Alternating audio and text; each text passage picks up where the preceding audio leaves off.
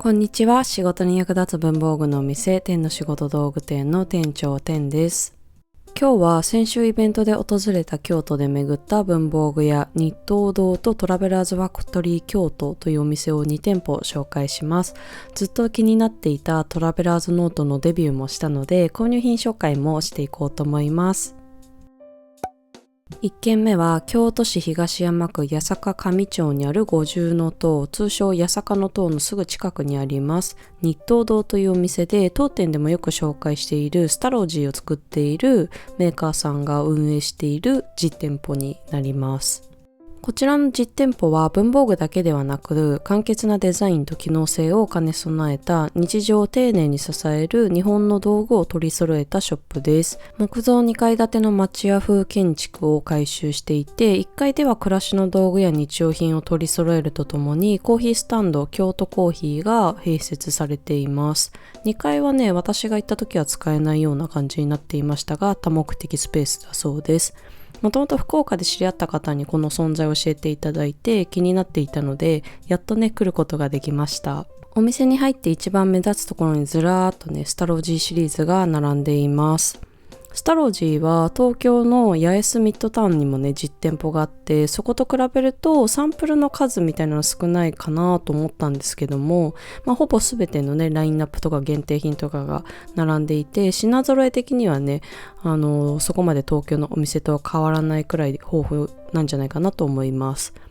そして今回のお目当てはこちら、今年の4月に発売開始となった新商品の低粘土油性ボールペンクラシック 0.5mm。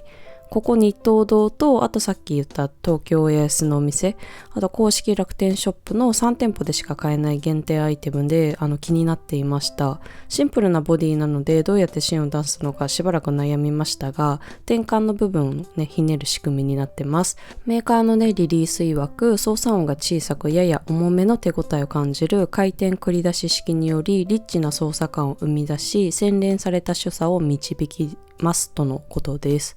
私は軸がブラックのものを購入しました。1本ね5500円だったので、ちょっと買うか悩みました。本体はマーブルチョコみたいなね円筒形に入っていて、ギフトとしても渡しやすいかなと思います。で、本体は本当にシンプル。かろうじてフックの部分にブランドロゴが入ってるくらい、パッと見でもね、わーいいペン使っているなーっていう感じが出ますね。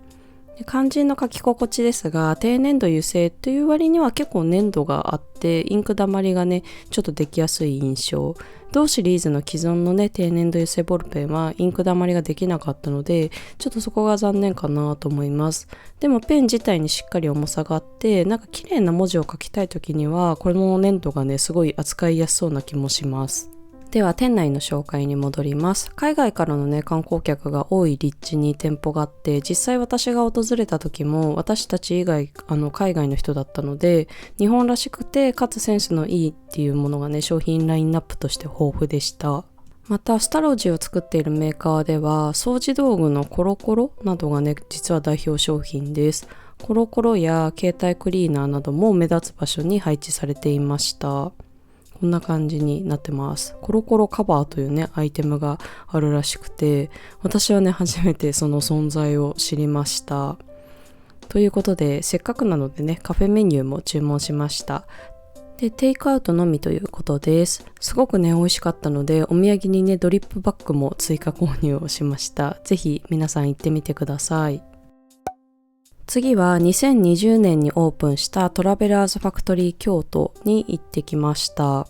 こちらは数年前にね中目黒のトラベラーズファクトリーに行って、トラベラーズノートの存在をねその時知りました。旅行が大好きなので、旅行するたびにログを残したいなと思っていた私にはねもう衝撃的な出会いでした。シールが貼ったり剥がせたり、あとポケットがついていたりとか、あとカード入れられたりとね、豊富なリフィルを自分なりにこうカスタマイズして持ち歩いて、旅行のログつけたりとかね、日々のログつけたりするノートなんですけども、あまりにもリフィルの種類とかカスタマイズ性が高くて選びきれない、使いこなせないと思って、いつかは手に入れようかなぐらいで先延ばしにしていました。で、去年ヨーロッパ周遊した時にも一旦自分でログを作ってみて、旅行ログのイメージが湧いたらそれに適したものをカスタマイズしてトラベラーズノートをね買おうかなと思っていたんですけど、未だにね整理しきらず頭を抱えているので、むしろ逆手にとってたくさんの情報量でも手軽にかつ自分だけのガイドブックになるようなカスタマイズに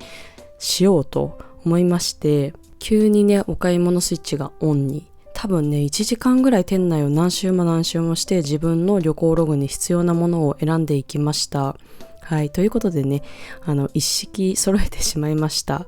嬉しい、めっちゃテンション上がります。今回は購入品をねサクッと紹介していきます。まず本体ですね、左側トラベラーズノートパスポートサイズ茶色4620円。こちらはね店頭にサンプルが全色出ててキャメルが可愛いなと思ってその後ろのねものと手に取ったんですけど、もちろんねレジでも中の色の確認があったんですけど、キャメルをね茶の種類だと思って茶色だと思って買っちゃってね、ちょっと痛恨のミス。ちょっと悲しいんですけど、これはこれでね気に入っているので使い込んでいこうと思います。ペンホルダーは M のブルーです。店頭にねキャメルとブルーの組み合わせがあって可愛かったので購入しました。意外にしっくり合ってます。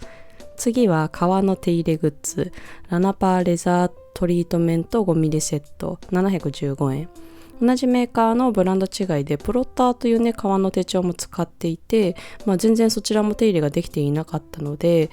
今回のトラベラーズノートとね合わせて手入れしていければなと思って購入。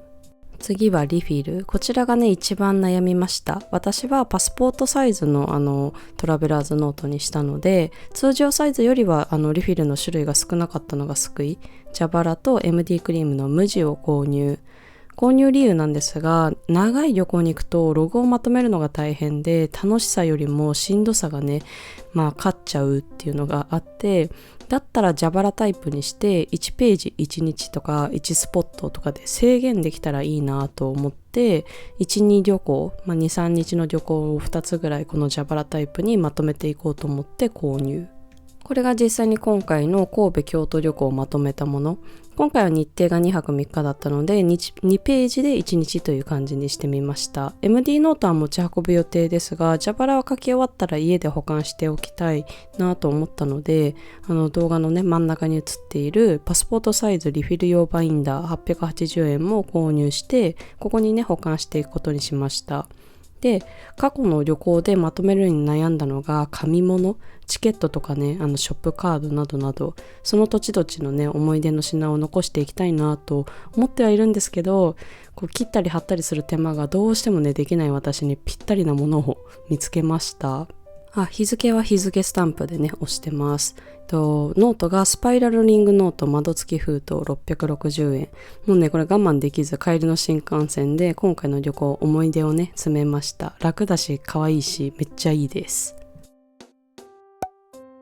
最後までご覧いただきありがとうございます。京都ねもっと気になるお店もあって全然回りきれなかったので、またいつか機会があったら行きたいなと思ってます。またね。